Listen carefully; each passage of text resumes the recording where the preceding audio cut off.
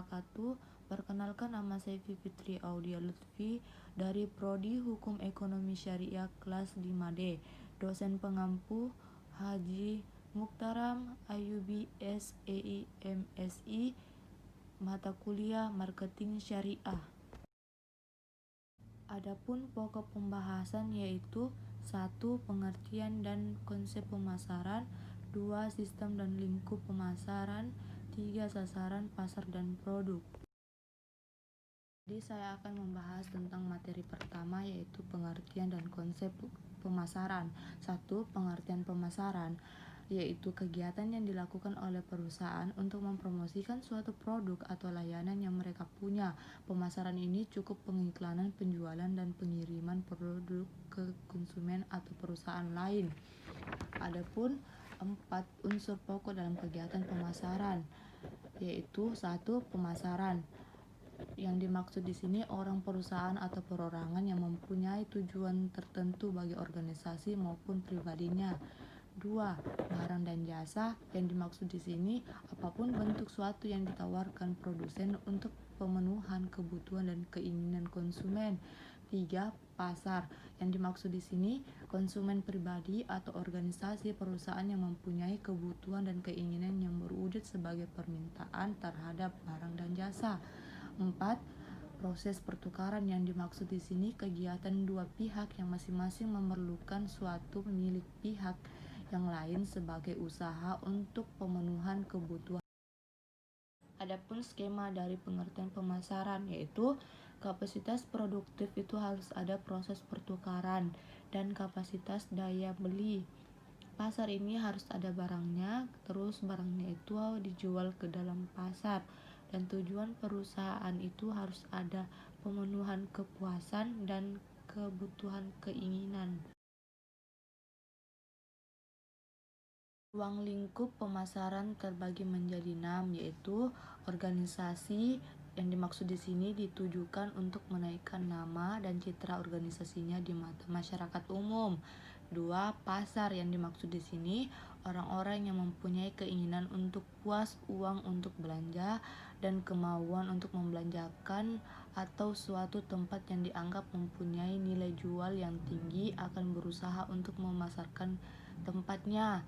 3. Produk.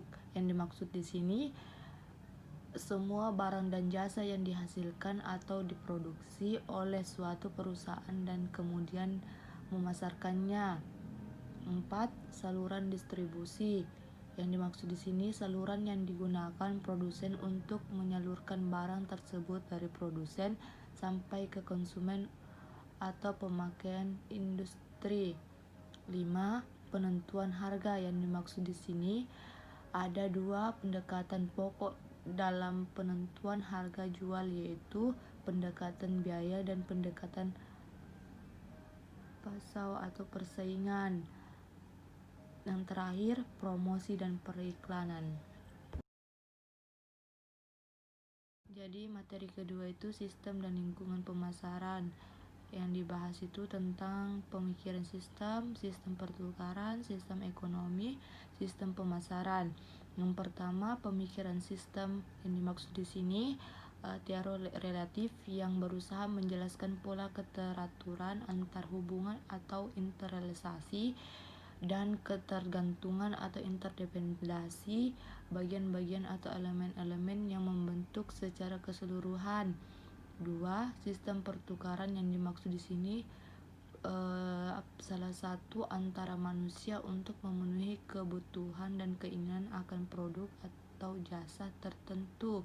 Ketiga, sistem ekonomi. Yang dimaksud di sini struktur dan pola keterkaitan antara pelaku ekonomi yaitu pemerintah, bisnis, swasta, koperasi, dan lain-lain yang saling melakukan transaksi pertukaran barang dan jasa.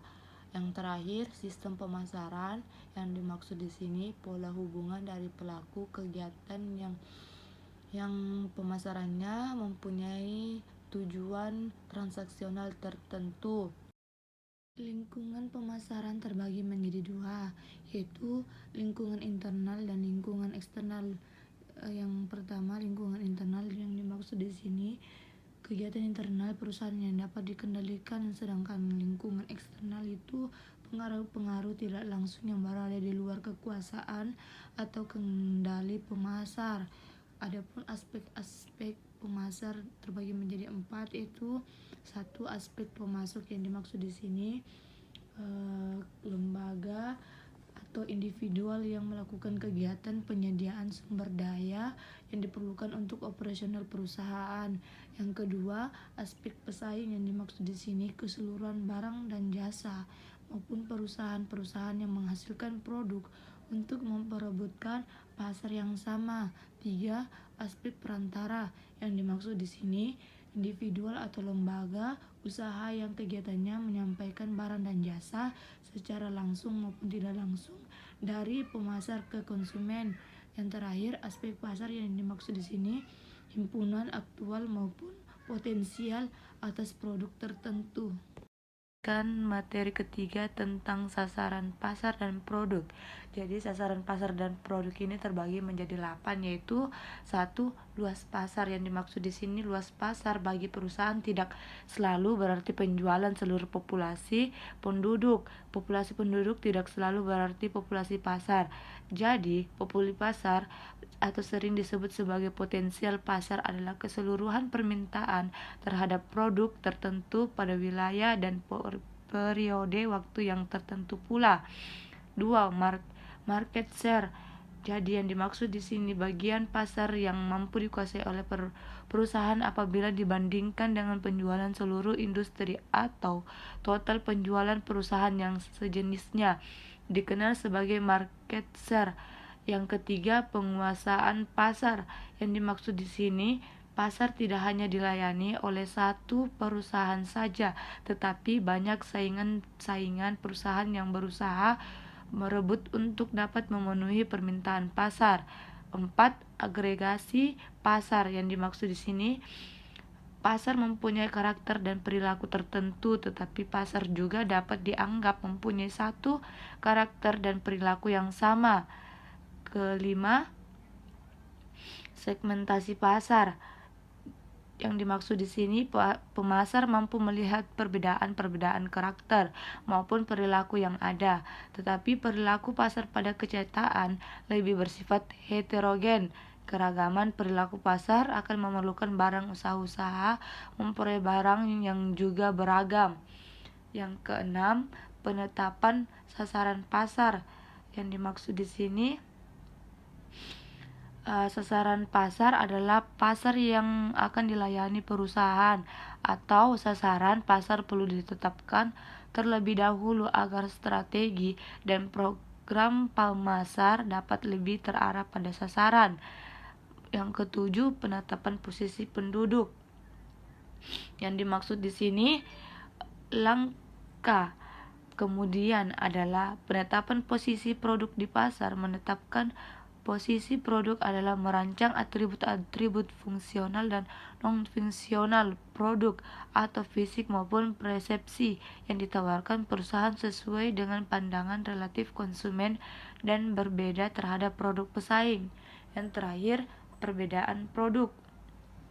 Yang dimaksud di sini perlu dikembangkan oleh perusahaan agar dapat dimanfaatkan untuk mendukung penetapan posisi penduduk. Produk dapat dibedakan berdasarkan beda fisik produk, pelayanan produk, personel perusahaan, dan citra produk. Materi produk terbagi menjadi 8. Yang pertama itu membahas tentang pengertian produk.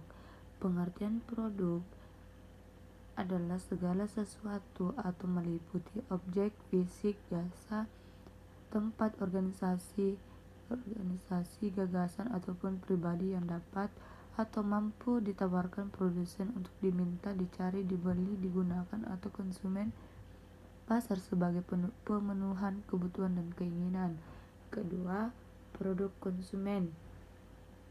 Yang dimaksud dengan produk konsumen adalah produk-produk yang dikonsumsi untuk kepentingan konsumen atau akhir dan keluarganya sendiri. Yang ketiga, produk industrial. Yang dimaksud di sini produk-produk yang dikonsumsi oleh industriawan atau konsumen antara untuk kepentingan lain, yaitu untuk diubah, diproduksi menjadi produk lain kemudian dijual kembali oleh produsen, atau untuk dijual kembali oleh pedagang tanpa dilakukan transformasi fisik atau proses produksi. Selanjutnya, jasa. Jasa yang dimaksud di sini produk tidak nyata atau tidak dapat dilihat tetapi hanya dapat dirasakan sewaktu dikonsumsi. Kelima, atribut produk. Yang dimaksud di sini atribut produk sesuatu yang melengkapi manfaat utama produk sehingga mampu melihat memuaskan konsumen. Yang keenam, label. Yang dimaksud di sini informasi produsen atas produk. Informasi dapat meliputi cara penggunaan, pemeliharaan, dan penyiapan produk. Yang ketujuh, garansi. Yang dimaksud di sini garansi, janji atau jaminan yang merupakan kewajiban produsen atas produknya kepada konsumen. Yang terakhir, produk tambahan. Yang dimaksud di sini barang atau jasa yang diberikan kepada konsumen atau selama atau sesudah penjualan. Menyertai penjualan produk utama, produk tambahan dapat merupakan barang nyata atau jasa agar dapat lebih memuaskan konsumen. Misalnya, pembeli komputer akan menerima meja, disket, stabilizer, dan juga kursus operasional.